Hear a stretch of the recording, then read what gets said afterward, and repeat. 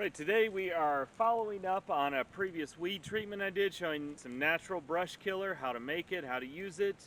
And today we're looking back at how these wisteria that I cut back has changed, what's happened with it. If you'll remember looking at this entire structure right here was covered with wisteria. I did not show that in the previous video, but that was the growth it was. It had thick vines, some of them were so thick I could not get my fingers around them. Whole hand.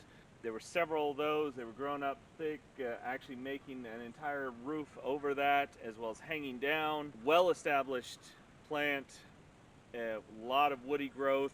I cut that back to the ground, applied the weed killer then, and it was a thicker version that I did last time. Today we're going to do a little thinner version where it's going to be spraying directly on the leaves. Whereas the previous one, just to compare, I cut it off at the stump and drilled holes, poured a very thick solution onto this trunk, covering it, all the bits of stems that came out, not in a thick layer, but still pouring it on there. And now this time we've got a thinner version that we're just going to spray on all the leaves, not cutting the leaves off, leaving them on, spraying it, let them absorb, and let's see how that works. Now what I'm going to do first is show you where the plant is at after this time, and there is a second one that was in the first video that I'm going to show you that too in just a couple minutes, but I want to compare to see how the initial application of the weed killer worked. So here is where the trunk was. Now we are getting into fall. There it is right there, where the leaves are all dying back. You can see there are the stems here. We've already lost a lot of the leaves just from the fall weather, but I want to go ahead and hit what's left. So this is not going to be as effective as I would have liked. I wanted to get to this a couple weeks earlier, but just hadn't had the time. But we look at this one, and there was also another one at the base of this tree. You can see it still has a lot of leaves. Not nearly as much as there were. You can see a lot of the stems are already bare. But I'm going to go ahead and hit that, and let's see what that does. Now, as you can also see, there is not, leaves or not, there's not a whole lot of growth coming out of here.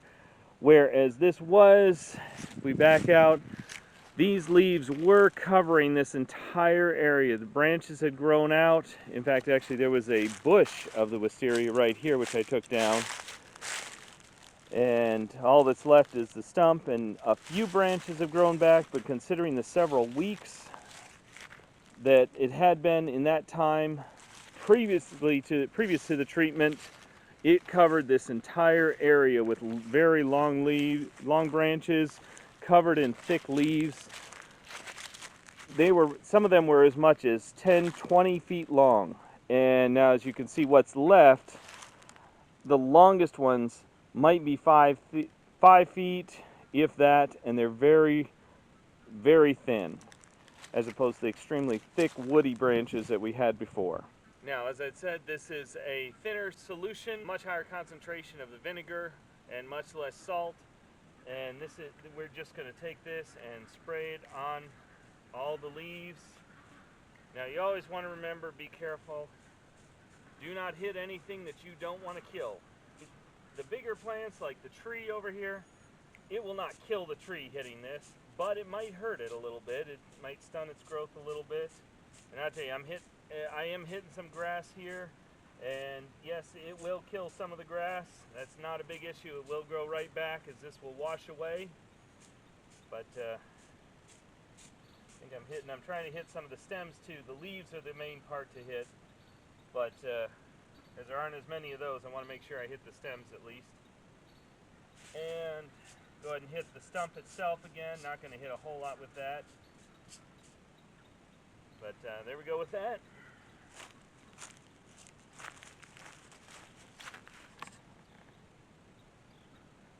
Same thing over on this tree, or the one at the base of the tree here. I'm going to soak all these leaves.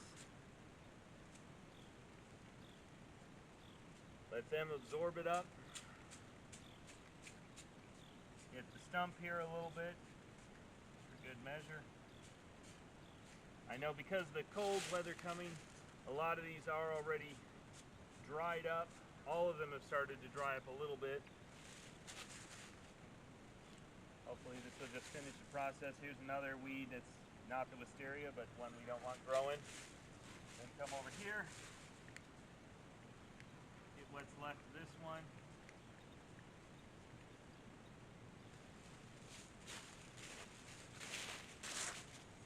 There we are.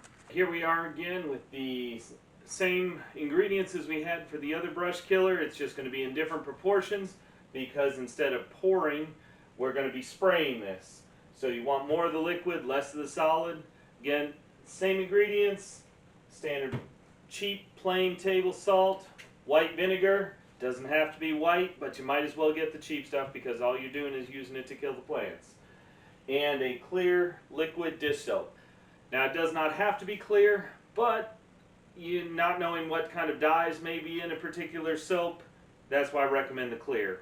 Any liquid dish soap will work just fine, but in the interest of being environmentally friendly, preferably something with no artificial colors. Probably wouldn't hurt the rest of the environment, but still better. So we take these three. Now you want to kind of think on a proportion of 1, 1, 1. Now as I've said before, the exact measurements are very subjective. You don't have to have the exact amounts. As you see, I'm not going to be measuring this specifically, but I will give you some proportions, and also I'll put them down in the description to show. First of all, we'll start when I said about a 1, 1, 1 portion. Figure if you're doing this on a large scale, 1 cup to 1 gallon to 1 tablespoon. Just a suggested amount.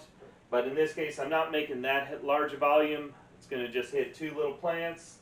So here, we're going to do about a 1/4 cup of salt. A little more. Okay, so just about a 1/4 cup of salt. That may not even be quite a 1/4 cup. And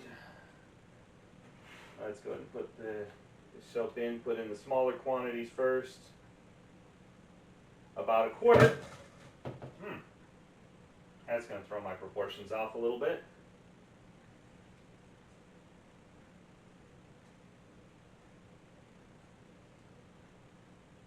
But it'll still work just fine. A little more soap back in there. Okay, that one's off screen. Place a little bit of that salt. So about a 1/4 tablespoon, maybe a little less than a teaspoon of the dish soap to a 1/4 cup of the plain salt and about a 1/4 of vinegar. This is a 2-quart mixing bowl, so it's about half full. Clean this off here. Okay, now we have this mix. Get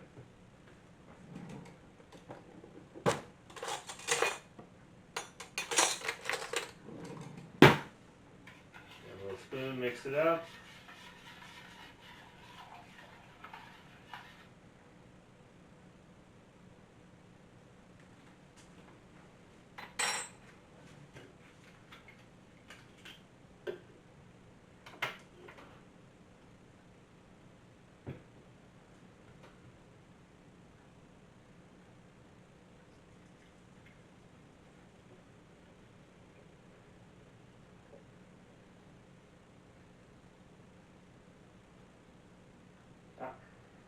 There we go.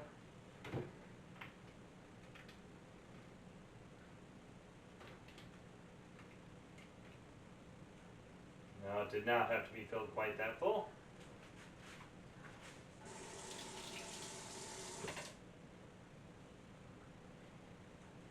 And there we go.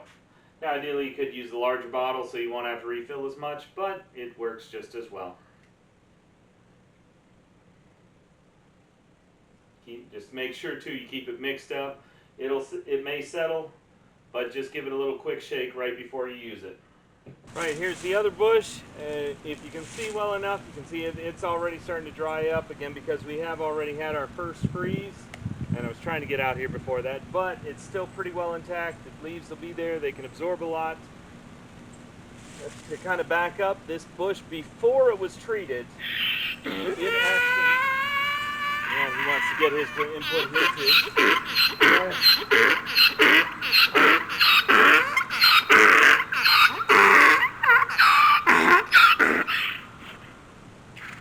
Got my co-star. So before this was treated, you see this branch right here like this, we actually had several growing up. There's still dead vines here and here where they were cut off, and these are all dried up and dead just because they were cut off below there. But it was going up, oh, I can still see branches or vines going up almost 15, maybe 20 feet up in the tree. And now this one, it did get up about this high, but that is all that it got. So it is definitely cut back quite a bit. Now I'm not going to spray above here. First of all, there's not a whole lot of leaves left, and I don't want to hit the other tree here. I got to spray at an angle to try to minimize contact with the other plants. Which I know there's still some over there I don't want to hit. Actually, those are just some grasses. If they die, it will not be a problem. But again, that's what you need to be conscious of. Don't hit anything you don't want to kill. Oh, and not only going up, but also this went out. There was a huge bush like this. There's still the woody stumps down there from before, but they did not grow back nearly as much. For the weeks it's been, I've seen in that time during the summer, which there was still a lot of summertime left, that was enough time to put out several feet, and it did not come back like that. So the first application definitely did do a lot to cut this back. And we'll probably still have to address this in the spring, but we've already made great headway.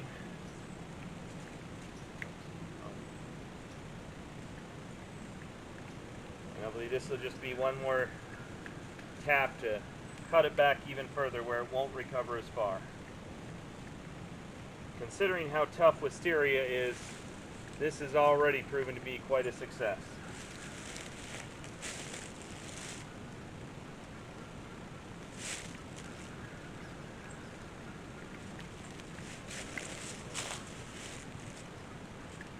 There's one down here.